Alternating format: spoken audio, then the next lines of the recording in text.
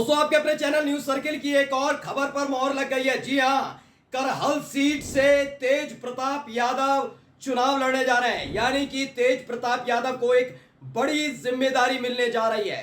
खबर पहले यह थी कि धर्मेंद्र यादव चुनाव लड़ेंगे, लेकिन आखिरकार सोचा गया है कि राज्य की राजनीति में समाजवादी पार्टी युवा पीढ़ी को आगे बढ़ाने की कोशिश कर रही है। खबर यह भी है कि धर्मेंद्र यादव इस पूरे चुनाव का संचालन भी करेंगे।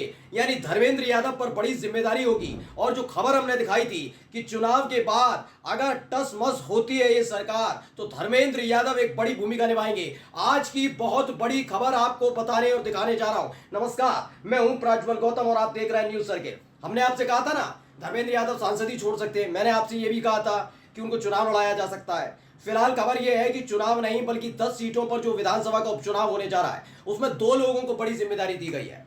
एक है शिवपाल सिंह यादव, तो दूसरे हैं धर्मेंद्र यादव। शिवपाल सिंह यादव को लेकर साफ कर दिया गया है कि शिवपाल सिंह यादव एक महत्वपूर्ण भूमिका निभाएंगे। अब इसके साथ साथ धर्मेंद्र यादव इस पूरी राजनीति, उत्तर प्रदेश की जो राजनीति है, उसे संभालने का काम करेंगे। आज मैं वो लिस्ट दिखाने जा रहा हूं जो अब तक कोई भी गोदी मीडिया अब तक आपको नहीं दिखा पाई होगी। अखिलेश यादव और राहुल गांधी के बीच समन्वय हो गया है, यानी गठबंधन का पूरा फॉर्मूला तय हो चुका है। और न केवल तय हुआ है बल्कि 10 विधानसभा सीटों पर जो उपचुनाव होने जा रहा है, वहां ऐसे कैंडिडेट उतारे जा रहे हैं जो योगी आदित्यनाथ की बेचैनी बढ़ा सकते हैं। वो लिस्ट दिखाऊंगा, लेकिन बेचैनी कैसे बढ़ेगी योगी की वो बता देता हूं। दरअसल आरएसएस और अमित शाह की जो बैठक हुई थी, अमित शाह मोदी इन सब की बैठक हुई थी, उसमें राहत दी गई थी योगी आदित्यनाथ को कि 10 विधानसभा सीटों पर जो उपचुनाव होने जा रहा है उसमें बेहतरीन यानी शानदार परफॉर्मेंस करिए, शानदार प्रदर्शन करिए। आप कहेंगे केशव प्रसाद मौर्य, आप कहेंगे ब्रजेश पाठक, दोनों को बाहर कर देंगे।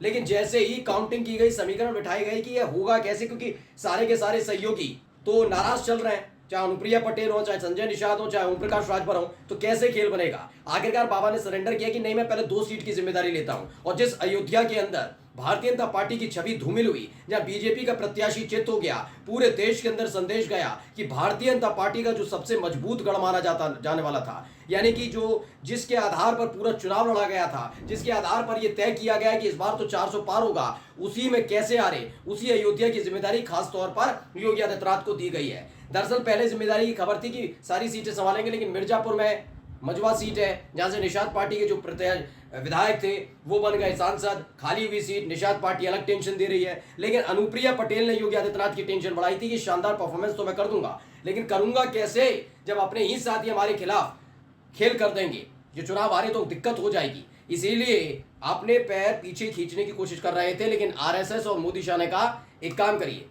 अयोध्या जीत कर दिखाइए। अब कौन कौन कहां से चुनाव लड़ने जा रहा है वो देखिए। और इस एक खबर ने पूरी की पूरी बीजेपी में हड़कंप मचा दिया है। खबर देखिए, एक समाजवादी पार्टी के प्रवक्ता है फखरुल हसन चांद, इस बारे में कहना है कि यूपी में सपा और कांग्रेस के बीच गठबंधन है, लेकिन उपचुनाव में सीटों के मामले में कोई भी निर्णय समय आने पर सपा नेतृत्व ही लेगा। क्या कहा गया है? चांद कहते हैं, अयोध्या से अवधेश प्रसाद के बेटे अजीत प्रसाद का लड़ना तय है। अवधेश प्रसाद के लिए अब जानकारी दूं, इंट्रोडक्शन दूं, ये बहुत अजीब बात हो जाएगी। अवधेश प्रसाद वही हैं जिन्होंने भारतीय जनता पार्टी के सपने को चकनाचूर कर दिया। याद है, अखिलेश यादव पहुंचे थे अयोध्या में प्रचार करने के लिए, उस दौरान हाथ जोड़कर खड़े हुए थे साथ में अवधेश प्रसाद। अचानक से अखिलेश यादव कहते हैं कि जो समाजवादी पार्टी के वरिष्ठ नेता हैं, इनको वोट दीजिएगा। ये समाजवादी पार्टी के वरिष्ठ नेता हैं, ये कद्दावर मंत्री रह चुके हैं। उन्होंने कहा कि ये पूर्व विधायक है। जैसे ही पूर्व विधायक क्या, वैसे ही अवधेश प्रसाद उछल गए थे। उन्होंने कहा, पूर्व विधायक नहीं, विधायक हूं। तो अखिलेश यादव ने कहा, विधायक नहीं हो, पूर्व विधायक इसलिए कहा क्योंकि तुम सांसद बनने वाले हो, और सांसद बने क्योंकि ये कॉन्फिडेंस ऐसे ही नहीं आया था। उस समय बड़े राजनीतिक विश्लेषक इस वीडियो को शेयर करते हुए इसे मस्खरी समझ रहे थे, मस्ती मजाक समझ रहे थे अखिलेश यादव का। लेकिन अयोध्या की जनता की नब्ज को टटोल चुके थे अखिलेश यादव कि वो बीजेपी से कितना परेशान है, कैसे वो समाजवादी पार्टी की नीतियों पर भरोसा कर रही है, क्योंकि अखिलेश यादव के पास ये लोग पहुंचते थे। दरअसल लगातार हम ये कर देंगे अयोध्या में, वो कर देंगे, इसके नाते गरीबों के मकान को तोड़ा फोड़ा जा रहा था। उस वक्त भी हम लगातार आपको खबर दिखाते थे, कोई और नहीं बल्कि अयोध्या की जनता, जिनके बहुत ज्यादा हमदर्द बनने का दावा बीजेपी करती है, वो सारे के सारी जनता पहुंच रही थी अखिलेश यादव के पास कि आप ही विपक्ष में बैठे हैं लेकिन ताकतवर आप ही हैं, आप ही से उम्मीद है। अखिलेश यादव ने मोर्चा खोला था सरकार के खिलाफ, ये सब चीजें हुई थी और अखिलेश यादव का वो भरोसा काम भी आया, अयोध्या से चुनाव जीत गए। लेकिन मिल्कीपुर सीट खाली है, वहां से अगर अजीत प्रसाद चुनाव लड़ेंगे, यकीन मानकर चलिए जीत मुश्किल होने जा रही है। यानी पहले ही मोर्चे पर योगी आदित्यनाथ फेल हो जाएंगे।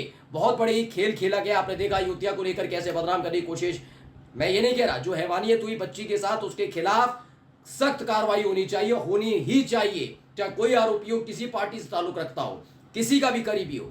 लेकिन उसके नाम पर जो राजनीति बीजेपी कर रही थी वो खुल गई है, क्योंकि अयोध्या की जनता का बयान भी सामने आया था। उन्होंने कहा कि ये सब इसलिए किया जा रहा है, ये घटना है, बड़ी विभत्स घटना है, लेकिन इसे राजनीतिक रूप देकर केवल अपनी खुन्नस निकालने का काम बीजेपी कर रही है। नहीं, अयोध्या की जनता अब भी तैयार है, वो वाला दाव एक बार फिर से भारी पड़ने जा रहा है।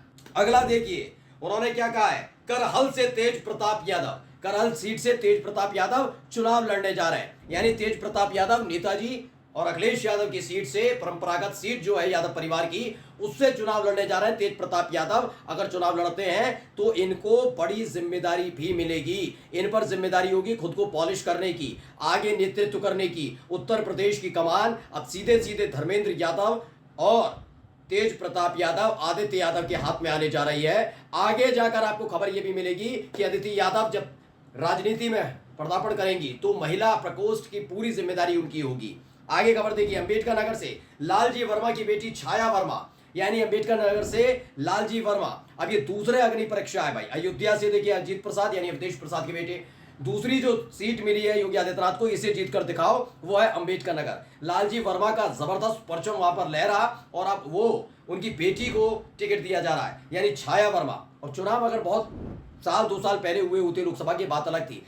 ताजा ताजा जख्म है, सब जानते हैं, सही किया गया है, सही वोट दिया है, सही आदमी को चुना है। समाजवादी पार्टी कल्याण करेगी, गाय गुड़ गोबर नहीं करेगी, हिंदू मुसलमान नहीं करेगी। और अंबेडकर नगर में ये दूसरी अग्नि परीक्षा भी फेल हो सकती है। अगली खबर, हाजी रिजवान को कुंदरकी से, पश्चिमी उत्तर प्रदेश की कुंदरकी सीट है वहां से, और मीरापुर सीट से कादिर राणा के नाम की चर्चा है। यानी कि कादिर राणा अगर मैदान में उतरते हैं तो भारी भारी नुकसान बीजेपी को नहीं अकेले बल्कि आरएलडी को भी हो सकता है, क्योंकि आरएलडी के जो तमाम प्रवक्ता थे उन्होंने बताया था कि जाटों के साथ साथ मुसलमान आए थे, उन्होंने इस पार्टी को उठाया था, लेकिन आप बीजेपी की गोद में जाकर बैठ गए, मुसलमानों को धोखा दिया। वो इसलिए क्योंकि मुसलमानों के खिलाफ जब गंदगी उगलने का काम ये बीजेपी के नेता कर रहे थे तो आप शांत बैठे थे और अखिलेश यादव सपोर्ट कर रहे थे, अखिलेश यादव इसका विरोध कर रहे थे कि क्या बोल रहे हो बीजेपी वाले, और आप चुप बैठे थे। मुसलमानों को धोखा दिया और इसीलिए भूपेंद्र चौधरी नाम के जो अजीत जैन चौधरी के दोस्त हैं और राष्ट्रीय प्रवक्ता हैं, उन्होंने मुंह पे इस्तीफा दे मारा था। मुस्लिम नाराज हैं, इसका समीकरण निकल चुका है, समीक्षा बैठक हो चुकी है। और अगर कादिर राणा और हाजी रिजवान जैसे चेहरों को उतारा जाएगा तो एक बड़ा डेंट पश्चिमी उत्तर प्रदेश की इन सीटों पर भी लगेगा। इरफान सोलंकी के परिवार से भी, यानी आपको पता होगा 9 सीटों पर इससे चुनाव हो रहा है, उपचुनाव, क्योंकि सारे के सारे विधायक थे जो सांसद बन चुके हैं, इसलिए वहां उपचुनाव हो रहा है। लेकिन इरफान सोलंकी वाली सीट थी कानपुर की सीसामऊ, वहां क्यों हो रहा है चुनाव, क्योंकि एक मामले में दोषी पाए गए और उसके बाद इनकी सदस्यता रद्द हो गई। अब क्या खबर है कि इरफान सोलंकी के परिवार को ही टिकट दी जा रही है किसी को, यानी पूरी तरह से चक्रव्यूह रच दिया गया है। समाजवादी पार्टी की जीत सुनिश्चित है। नमस्कार।